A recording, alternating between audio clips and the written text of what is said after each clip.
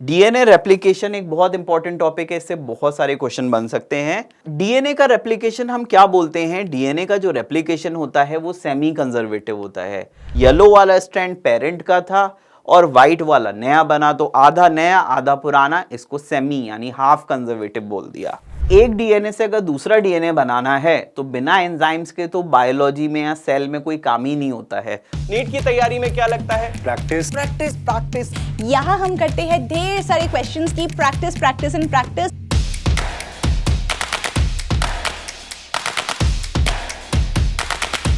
हर साल एक क्वेश्चन आता ही आता है। जितने भी क्वेश्चंस इंपॉर्टेंट हैं आ सकते हैं और अभी तक आए हैं प्रीवियस ईयर में। IITS 2 हुआ था क्लास 12 के बच्चों के लिए। आज हम उसी का पेपर डिस्कस करने वाले हैं। Let's try and let me just give you a simple trick to solve this question. ये सेशन के बाद आप लोग इस वीडियो के डिस्क्रिप्शन में जाइए, वहां पर एक लिंक मिलेगा बच्चों, उस लिंक पर जाइए, आपको और भी बहुत सारे डिफरेंट टाइप्स ऑफ क्वेश्चंस देखने को मिलेंगे, आप प्रैक्टिस कर सकते हो, राइट?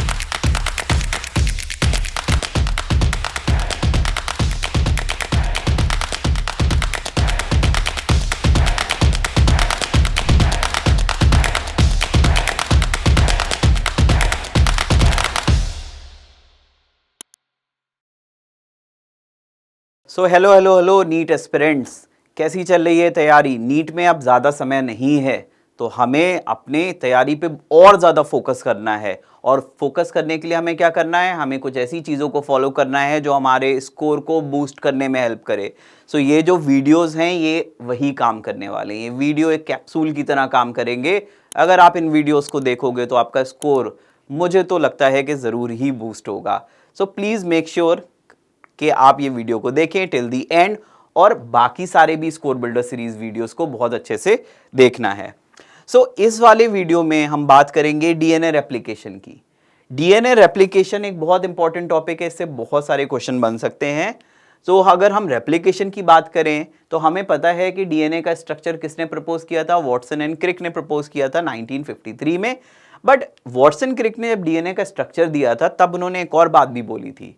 पता है आपको क्या बोला था? उन्होंने बोला था हमारे माइंड से ये चीज़ एस्केप नहीं हुई है कि जब हम डीएनए का स्ट्रक्चर दे रहे थे कि डीएनए अपने आप को कॉपी कैसे करता होगा, ये चीज़ भी इनको उसी समय समझ आ गई थी। तो डीएनए के रेप्लिकेशन की अगर हम बात करते हैं तो डीएनए का रेप्लिकेशन यूकैरियोट्स में कब होता है? यूकैरियोट्स में डीएनए का रेप्लिकेशन होता है एस फेज में सेल साइकिल के, और प्रोकैरियोट्स में डीएनए का रेप्लिकेशन होता है उनके बाइनरी फिजन से पहले। बट अगर किसी रीजन से डीएनए का replication, a failure in cell division after DNA replication, यानी कि डीएनए अगर रेप्लिकेट कर जाए उसके बाद सेल डिवाइड ना करे, तब क्या होगा? तब एक पॉलीप्लॉइड जैसी क्रोमोसोमल एबनॉर्मलिटी आ जाएगी, यानी क्रोमोसोम का नंबर डबल ट्रिपल हो जाएगा। अब डीएनए का रेप्लिकेशन हम क्या बोलते हैं? डीएनए का जो रेप्लिकेशन होता है वो सेमी कंजर्वेटिव होता है। सेमी कंजर्वेटिव से हमारा मीनिंग क्या है? जैसे कि अगर ये डीएनए का एक मॉलिक्यूल है, ठीक है, और ये डीएनए का मॉलिक्यूल रेप्लिकेट करके दो डीएनए के मॉलिक्यूल्स बनाता है, तब होगा क्या एग्जैक्टली? ये जो डीएनए का नया मॉलिक्यूल बना है, इसमें आप एक चीज नोटिस करो, ये व्हाइट कलर से जो मैं लिख रहा हूं ये न्यू स्ट्रैंड है, ये एक नया स्ट्रैंड बना है, और ये येलो वाला ओल्ड स्ट्रैंड है, पेरेंटल स्ट्रैंड भी बोल सकते हो आप इसे। तो ये जो नया डीएनए का मॉलिक्यूल बना है ये पूरी तरह से नया है या पूरी तरह से पुराना है? तो बेसिकली ऐसा कुछ नहीं है, इसका एक स्ट्रैंड नया है एक स्ट्रैंड पुराना है। इस तरह के रेप्लिकेशन को हम सेमी कंजर्वेटिव बोलते हैं, यानी आधी चीज तो कंजर्व रही, कंजर्व मतलब एज इट इज रही, और आधी नई बनी। तो येलो वाला स्ट्रैंड पेरेंट का था और व्हाइट वाला नया बना, तो आधा नया आधा पुराना, इसको सेमी यानी हाफ कंजर्वेटिव बोल दिया। तो डीएनए रेप्लिकेट ऐसे ही करता है। अब डीएनए रेप्लिकेशन प्रोसेस की अगर हम बात करें तो क्या डीएनए का रेप्लिकेशन कहीं से भी स्टार्ट हो जाता है? नहीं, ऐसा नहीं है। डीएनए का रेप्लिकेशन कुछ स्पेसिफिक प्लेसेस से, कुछ स्पेसिफिक जगहों से स्टार्ट होता है, उनको बोला जाता है ओरिजिन ऑफ रेप्लिकेशन, ORI। अब बैक्टीरिया के पास एक सिंगल ORI होता है, बट यूकैरियोट में ऐसे बहुत सारे ORI होते हैं। क्यों? यूकैरियोट का जो डीएनए होता है उसकी लेंथ ज्यादा होती है, तो उनको ज्यादा ORI चाहिए होंगे ना, ताकि कम समय में वो अपने डीएनए को रेप्लिकेट कर सकें।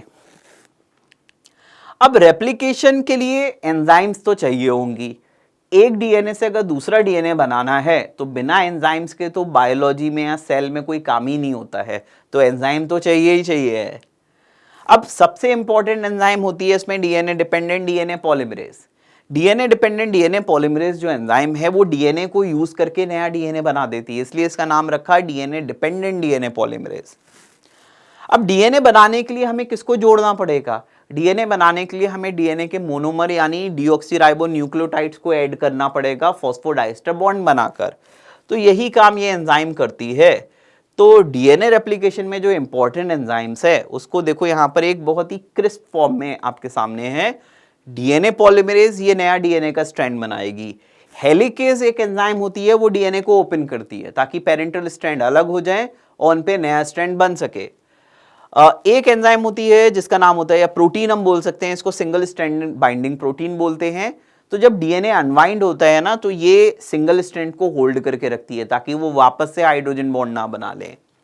टोपोआइसोमरेज, गायरेज ये एक ऐसी एंजाइम्स होती हैं कि जो डीएनए में जो टेंशन, जो सुपर कॉइलिंग आ जाती है उसको रिलीव करती हैं, क्योंकि डीएनए जब अनवाइंड होता है तो बाकी सारे पार्ट्स में सुपर कॉइलिंग हो जाती है, बहुत ज्यादा उलझ सा जाता है, ऐसे समझो आप उसे, उसको सुलझा देता है ये टोपोआइसोमरेज। प्राइमेज एक एंजाइम होती है, हमें पता है जब दो स्ट्रैंड सेपरेट होते हैं डीएनए पॉलीमरेज को ऑलरेडी एक स्ट्रैंड चाहिए होता है जिसको वो एक्सटेंड कर सके। तो यहां पर प्राइमेज क्या करती है, आरएनए के शॉर्ट प्राइमर्स बनाती है जिसको फर्दर डीएनए पॉलीमरेज एक्सटेंड करती है। और लाइगेज एक ऐसी एंजाइम होती है जो कि स्ट्रैंड्स को जोड़ती है, तो जो फ्रेगमेंट्स हैं उनको जोड़ने का काम लाइगेज करती है। अब डीएनए रेप्लिकेशन को अगर हम समझें तो यहां पर आप देख सकते हो कि ये हेलिकेज है। हेलिकेज क्या कर रही है, डीएनए को ओपन कर रही है, खोल रही है, और ये जो स्ट्रक्चर बना है इसको हम रेप्लिकेशन फॉर्क बोल सकते हैं। ये क्या बना है, ये रेप्लिकेशन फॉर्क बना है। और आप देख सकते हो यहां पर किस तरह से न्यूक्लियोटाइड्स ऐड हो रहे हैं। ये देखिए न्यूक्लियोटाइड्स हैं, ये ऐड हो रहे हैं, और डीएनए पॉलीमरेज हमेशा जो है वो 5 प्राइम टू 3 प्राइम डायरेक्शन में काम करती है। अब मैकेनिज्म ऑफ रेप्लिकेशन या एक्शन ऑफ एंजाइम, जो डीएनए पॉलीमरेज है वो केवल 5 प्राइम टू 3 प्राइम डायरेक्शन में काम करती है, यानी नए न्यूक्लियोटाइड किस पर ऐड होते हैं, नए न्यूक्लियोटाइड 3 प्राइम एंड पर ऐड होते हैं। बट इससे एक प्रॉब्लम क्रिएट होती है। डीएनए जब अनवाइंड होता है तो ये वाला जो एक स्ट्रैंड होता है इस पे तो कॉन्टिन्यूस सिंथेसिस हो जाता है क्योंकि DNA polymerase 5 prime to 3 prime काम करती है। बट ये वाला जो स्ट्रैंड है इस पर डीएनए पॉलीमरेज फ्रेगमेंट्स के फॉर्म में डीएनए को सिंथेसाइज करती है। तो एक स्ट्रैंड तो कॉन्टिन्यूसली बनता है, एक डिसकॉन्टिन्यूसली बनता है।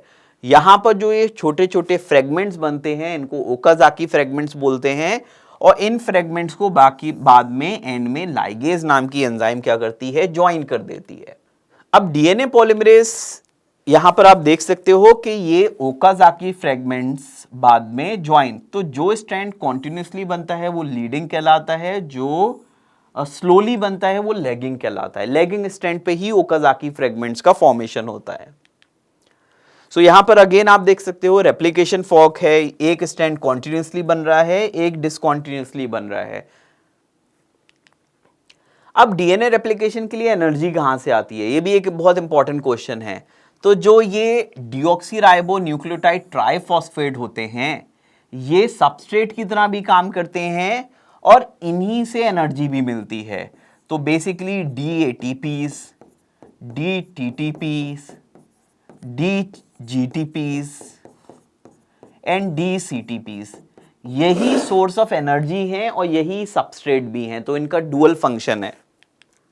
अब हम क्वेश्चन करते हैं इससे रिलेटेड, ओकाजाकी फ्रेगमेंट्स को कौन ज्वाइन करेगा? तो फ्रेगमेंट्स को ज्वाइन करने का काम करती है लाइगेज, बिकॉज लाइगेज जो है इसको मॉलिक्यूलर ग्लू भी बोला जाता है। ये डीएनए के फ्रेगमेंट्स को ज्वाइन करने में एक इंपॉर्टेंट रोल प्ले करती है। सो आंसर क्या होगा? हमारा आंसर होगा डीएनए लाइगेज। अब क्वेश्चन नेक्स्ट है, process of replication of DNA in E coli require an enzyme refer to as. DNA replication के लिए कौन सी एंजाइम चाहिए? We already know the answer. क्या आंसर होगा? डीएनए रेप्लिकेशन के लिए जो हमें एंजाइम चाहिए होती है वो होती है डीएनए डिपेंडेंट डीएनए पॉलीमरेज, क्योंकि ये डीएनए को ही एज अ टेम्पलेट यूज करके नया डीएनए पॉलीमराइज करती है, तो एक तरह की ये पॉलीमरेज है। अब यहां पर ना ये डायग्राम बेस्ड क्वेश्चन है। इन्होंने पूछा है which of the following figures currently represent the replication form during DNA replication. So अगर हम इसको देखें, सो डीएनए रेप्लिकेशन की अगर हम बात करते हैं तो हमने रेप्लिकेशन फॉर्क का डायग्राम देखा है। ये जो 3 प्राइम टू 5 प्राइम है एंड ये वाला 5 प्राइम टू 3 प्राइम है। सो यहां पर तो कॉन्टिन्यूस सिंथेसिस होगा और इस वाले पे डिसकॉन्टिन्यूस सिंथेसिस होगा। सो इसका करेक्ट आंसर क्या होगा?